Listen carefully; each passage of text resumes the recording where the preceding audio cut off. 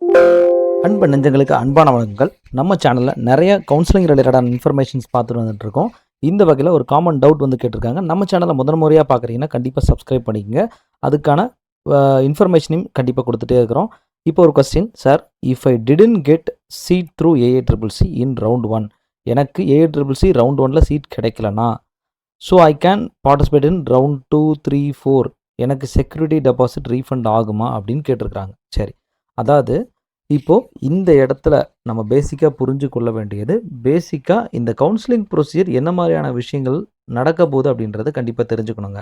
So முதல்ல நான் என்ன சொல்கிறேன் அப்படின்னா, ஃபஸ்ட்டு ரவுண்ட் 1 அப்படின்றத நம்ம ஃபஸ்ட்டு தெளிவாக புரிந்து கொள்ள வேண்டும். ரவுண்ட் 1ல் என்ன நடக்கும் அப்படின்னா, முதல்ல ரவுண்ட் 1 நீங்கள் வந்து அப்ளிகேஷன் வந்து ரெஜிஸ்ட்ரேஷன் பண்ணிட்டீங்க. இப்போது ரெஜிஸ்ட்ரேஷன் பண்ண பிறகு இப்போ இந்த கடந்த 27, 26லேருந்து 1 வரைக்கும், 27லேருந்து 1 வரைக்கும் உங்களுக்கு அந்த சாய்ஸ் ஃபில்லிங் அப்படின்ற ஒரு விஷயத்த பண்ண சொல்லியிருப்பாங்க. ஸோ ரெஜிஸ்ட்ரேஷன் பண்ணியிருப்பீங்க, நான் ரீஃபண்டபிள் ரெஜிஸ்ட்ரேஷன் ஃபீஸ் பண்ணிடுவீங்க. அதன் பிறகு சாய்ஸ் ஃபில்லிங் அப்போது ரீஃபண்டபிள் செக்யூரிட்டி அமௌண்ட்டை வந்து பே பண்ணுறீங்க. அதன் பிறகு உங்களுக்கு ரவுண்ட் 1ல் 1, அதாவது இப்போ ரவுண்ட் 1 பார்த்துட்ருக்கோம். ரவுண்ட் 1ல் 1 உங்களுக்கு சீட் அலாட் ஆகலாம், அல்லது அலாட் ஆகாமலும் போகலாம்.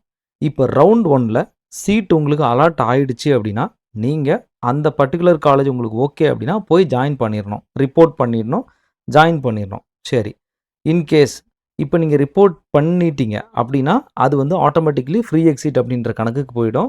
ஸோ அதுக்கு பிறகு கவுன்சிலிங் ஃபேஸஸ் நீங்கள் ஓப்பன் பண்ணி லாகின் பண்ணலாம், எதுவுமே பண்ணலான்னா ஒன்றும் பிரச்சனை கிடையாது. நீங்கள் போய் காலேஜ் இங்கே உள்ள டவுன்லோட் பண்ணி அலாட்மெண்ட் ஆர்டரை டவுன்லோட் பண்ணி கொண்டு போய் உங்கள் காலேஜில் கொடுத்து என்ட்ரி பண்ணிட்டீங்கனாலே நீங்கள் ஆட்டோமேட்டிக்கலி ஃப்ரீ எக்ஸிட் ஆன மாதிரி. ரைட்டா? சரி சார், நான் வந்துட்டு எனக்கு வந்து கவுன்சிலிங்கில் சீட்டு கிடைக்கல, ரவுண்ட் 1ல் கிடைக்கல. அப்போது நீங்கள் என்ன பண்ணணும் அப்படின்னா, நீங்கள் திரும்பவும் ரவுண்ட் 2க்கு பார்ட்டிசிபேட் பண்ணுறதுக்கு எந்த விதமான ஃபீஸும் பே பண்ண தேவையில்ல.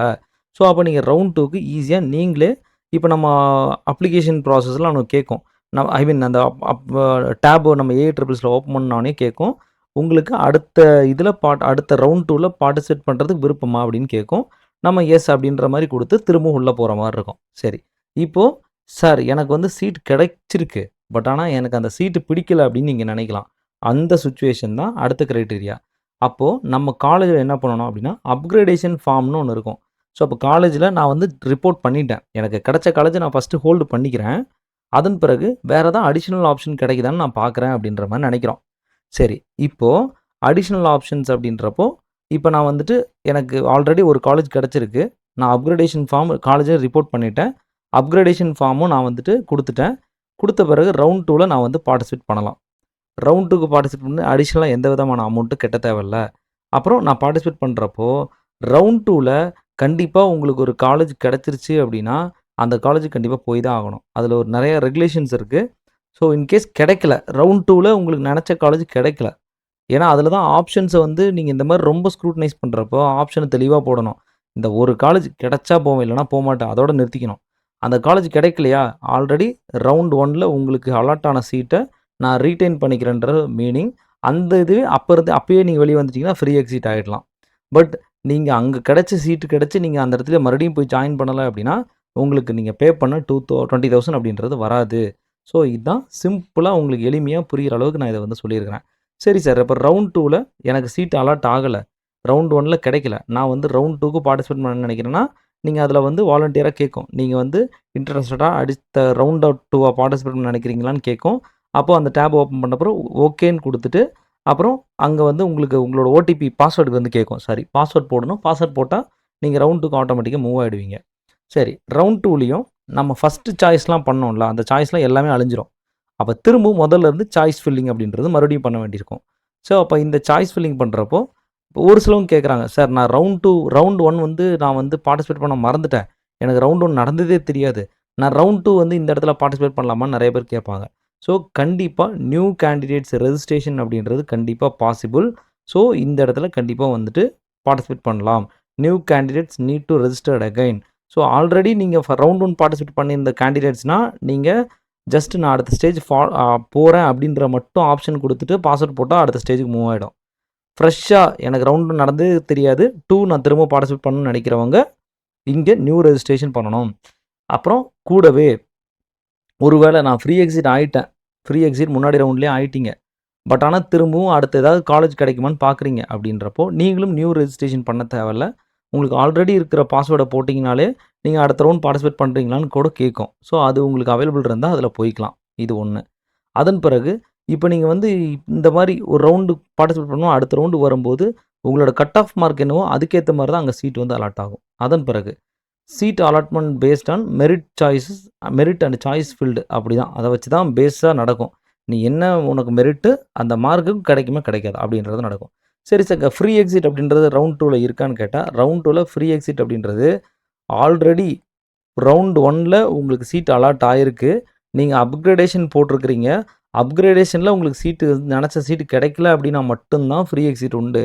சரி, அப்போ ரவுண்ட் 2ல் ஃப்ரீ எக்ஸிட் இன்னொரு ஆப்ஷன் என்ன அப்படின்னா, ஃப்ரீ எக்ஸிட் அப்படின்றது சார் எனக்கு ரவுண்ட் 2லேயும் சீட்டு கிடைக்கல சார், இதுக்கு மேலே நான் கவுன்சிலிங் பார்ட்டிசிபேட் பண்ண விரும்பலை, நான் வெளியே போகட்டான்னு கேட்டால் அதுவுமே நீங்கள் அப்படியே வெளியே போயிடலாம். உங்களோட அமௌண்ட் அப்படின்றது செக்யூரிட்டி அமௌண்ட்ன்றது கண்டிப்பாக உங்களுக்கு டெபாசிட்டு உங்களுக்கு அமௌண்ட் வந்துடும். சரி சார், அப்போ ஃப்ரீ எக்ஸிட் அப்படின்றது இந்த இடத்துல கிடையாதா அப்படின்னா, சீட் எடுத்துகிட்டு ஃப்ரீ எக்ஸிட் நான் எனக்கு வேண்டான்னு சொல்கிற ஆப்ஷன்ஸு இதில் கிடையாது.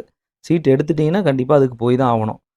அதனால தான் தயவுசெய்து சொல்கிறேன், சீட் எடுத்தால் நீங்கள் வந்து கண்டிப்பாக கவுன்சிலிங் அந்த இன்ஸ்டியூட்ஸ்க்கு வந்து போய் தான் ஆகணும். ஸோ அதனால் தயவுசெய்து உங்களுக்கு வந்து அந்த அமௌண்ட் வந்து இதாகிடும். இன்கேஸ் வேண்டான்னு நினைக்கிறீங்க அப்படின்னா, சரி சார் ரவுண்ட் 3 இந்த கேட்டகரியில் மட்டும் இன்னொரு விஷயம் என்னென்னா, சார் ரவுண்ட் 2 நான் வந்து எனக்கு அலாட் ஆகிடுச்சு, பட் நான் போய் ஜாயின் பண்ணல, பட் பெனால்ட்டி ஆகிட்டீங்க, சரியா விட்டுருங்க. அதன் பிறகு ரவுண்ட் 3 பார்ட்டிசிபேட் பண்ண முடியுமான்னு கேட்டால் அதுலேயும் நிறைய ரெகுலேஷன் பார்ட்டிசிபேட் பண்ண முடியாது. அப்படி நிறைய ரெகுலேஷன்ஸ் வந்து வச்சுருக்கிறாங்க.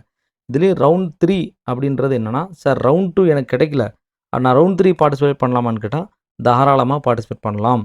ஜஸ்ட் அப்கிரேடேஷன் அடுத்த ஸ்டேஜ் மூவ் ஆக போகிறேன் அப்படின்னு உங்களுக்கு கேட்கும். ஓகே எடுத்துகிட்டு உள்ளே போனீங்கன்னா மட்டும் போதும். சார் ரவுண்ட் 3ல் எனக்கு வந்து காலேஜே கிடைக்கல, இனி எனக்கு அமௌண்ட் கிடைக்குமான்னு கேட்டால் கண்டிப்பாக கிடைக்கும், பயப்பட வேண்டாம். சார் ரவுண்ட் 3ல் எனக்கு ஒரு காலேஜ் கிடச்சிருச்சு, பட் எனக்கு அந்த காலேஜுக்கு போக விருப்பம் இல்லை அப்படின்னு முடிவு பண்ணிட்டீங்க அப்படின்னா கண்டிப்பாக நீங்கள் அதாவது ரவுண்ட் 3ல் கிடைக்கிற காலேஜ் கண்டிப்பாக ஜாயின் பண்ணியே ஆகணும். அதுதான் ரூல்ஸு. ரவுண்ட் 3ல் எடுக்கக்கூடிய காலேஜை நீங்கள் போய் ஜாயின் பண்ணலை அப்படின்னா இந்த லிஸ்ட்டில் நீங்கள் கம்ப்ளீட்டாக அடுத்த ஃபேஸ் ஆஃப் கவுன்சிலிங் அட்டன் பண்ணவே முடியாது. தமிழ்நாடு டிஎன்ஆய்ஸ் கவுன்சிலிங்க்கும் நீங்கள் எலிஜிபிலிட்டி கிடையாது. ஸோ இதுதான் ரூல் சொல்லுது. ஸோ இதை மட்டும் பேசிக்காக புரிந்து கொள்ள வேண்டும் அப்படின்றத தெரிவித்துக் கொள்கிறேன். ஸோ அவங்க தெளிவாக சொல்லியிருக்காங்க. அதாவது candidate who allotted seats in the previous rounds can participate for potential upgradations. Free exits are allowed. A seat cannot exit freely. அதாவது பொதுவாக அதான் விஷயம் அதான், வேறு ஒன்றும் இல்லை, அதை போட்டு குழம்பாதீங்க. பேசிக்காக இவ்வளோ தான், ஜென்ரல் ரூல்ஸ் மட்டும் தெரிஞ்சுக்கங்க. இன்னும் டீட்டெயிலாக அடுத்த வீடியோவில் நான் சொல்கிறேன். நன்றி, வணக்கம்.